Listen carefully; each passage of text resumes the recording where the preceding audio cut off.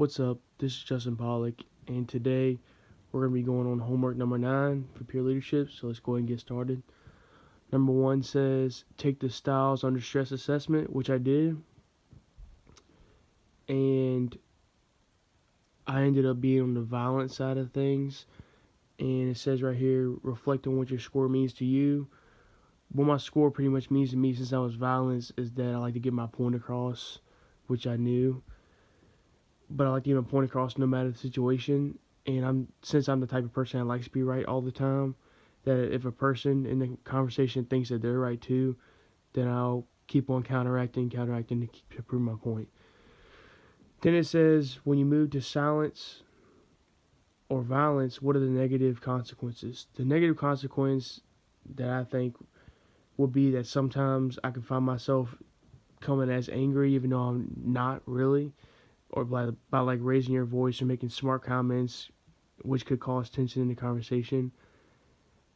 And then when I do end up raising my voice, I don't intentionally do it or intentionally show that I'm angry or anything like that. I just don't do it on purpose. It just happens because I like to prove that I'm right. Then it says, how can you do less of this? I guess what I could do better is let other people speak, even though I might be right, even if I don't think they're right at all. Just let them speak and get their point across like I would hope they would do for me, and let them get their side of the situation across. Now on to question number 2. Question number 2 says, think about a recent conflict you've had in your life. Read the left, right hand column handout. During this experience, reflect on what you were feeling versus what was actually being said.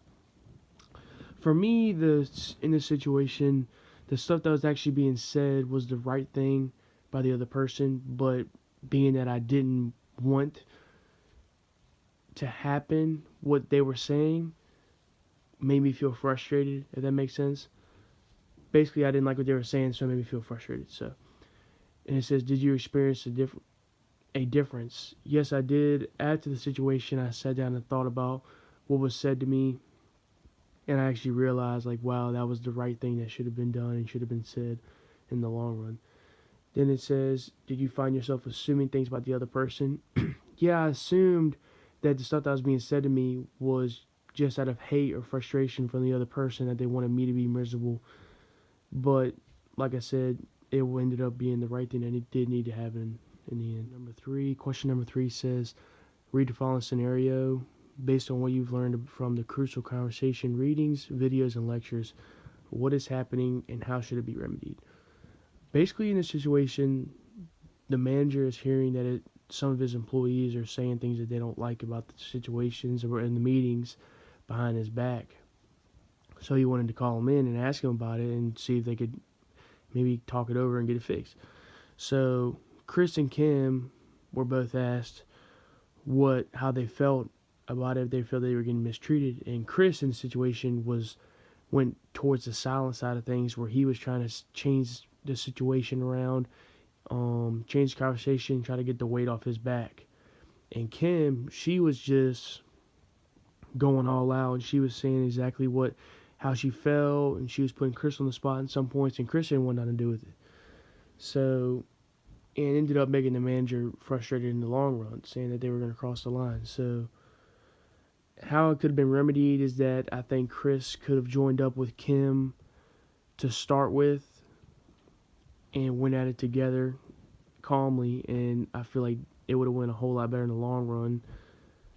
But if Chris would have joined in with Kim, then they could have got their point across better. Now on to question number 4.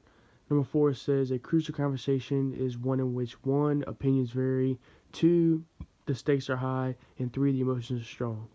Think about a crucial conversation that you need to have. Why haven't you had it? Me personally, I haven't had my crucial conversation because I honestly just don't feel like bringing it up, because it's kind of a big deal, but it's not at the same time. And I just don't want tension with that other person and don't want to ruin anything that we already have. Then it says, what is holding you back? I know how the person will react. I think if I ask them or talk to them about the situation, and I really just don't even want to worry about it. Then it says, what could be a positive outcome from engaging in this conversation? I think it could be that I could potentially have more freedom in these situations with that person, and I could end up making a whole lot more money. So that would help me out a lot, and it would help him out because he knew how I felt the same way. And I feel like we would get a whole lot more work done too. So.